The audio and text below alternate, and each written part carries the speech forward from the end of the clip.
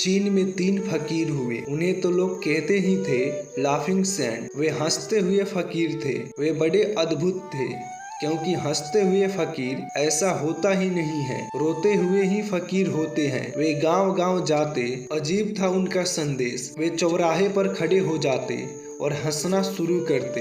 एक हंसता, दूसरा हंसता, तीसरा हंसता, और उनकी हंसी एक दूसरे की हंसी को बढ़ाती चली जाती। भीड़ इकट्ठी हो जाती और भीड़ भी हंसती और सारे गांव में हंसी की लहरें गूंज जाती। तो लोग उनसे पूछते, तुम्हारा संदेश?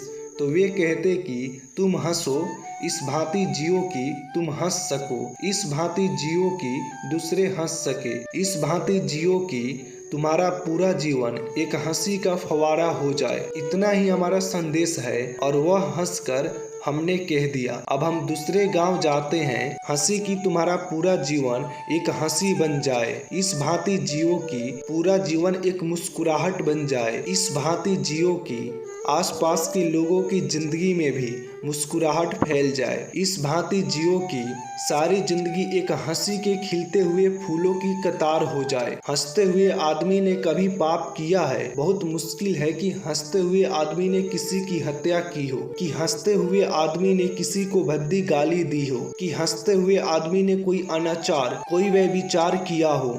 हंसते हुए आदमी और हंसते हुए क्षण में पाप असंभव है। सारे पाप के लिए पीछे उदासी, दुख, अंधेरा, बोझ, भारीपन, क्रोध, घृणा, यह सब चाहिए। अगर एक बार हम हंसती हुई मनुष्यता को पैदा कर सके तो दुनिया के 90% पाप तत्क्षण गिर जाएंगे। जिन लोगों ने पृथ्वी को उदास किया है, उन लोगों ने पृथ्वी को पापों से भर दिया है। वे तीनों फकीर गांव-गांव घूमते रहे। उनके पहुंचने से सारे गांव की हवा बदल जाती। वे जहां बैठ जाते वहां की हवा बदल जाती। फिर वे तीनों बूढ़े हो गए। फिर उनमें से एक मर गया फकीर। जिस गांव में उसकी मृत्यु हुई, गांव के लोगों ने सोचा कि आज तो वे जरूर दुखी हो गए होंगे, आज तो वे जरूर परेशान हो गए होंगे।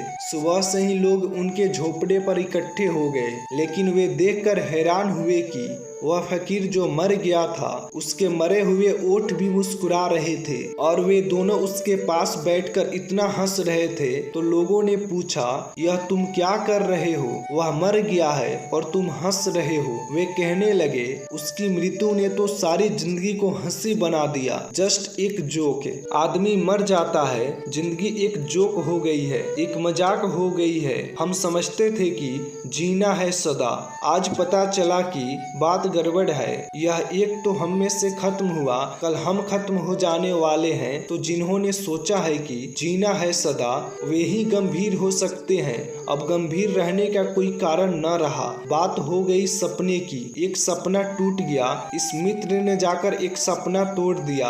अब हम हंस रहे हैं, पूरी जिंदगी पर हंस रहे हैं। अपनी की क्या क्या सोचते थे जिंदगी के लिए, और मामला आखिर में यह हो जाता है कि आदमी खत्म हो जाता है। एक बबूला टूट गया, एक फूल गिरा और बिखर गया। और फिर अगर हम आज न हंसेंगे तो कब हंसेंगे, जबकि सारी जिंदगी मौत बन गई। और अगर हम न हंसेंगे तो वह जो मर गया साथी, वह क्या सोचेगा कि अरे जब जरूरत आई हंसने की तब धोखा दे गए। जिंदगी में हंसना तो आसान है, जो मौत में भी हंस सके वे लोग कहने लगे वही साधु है।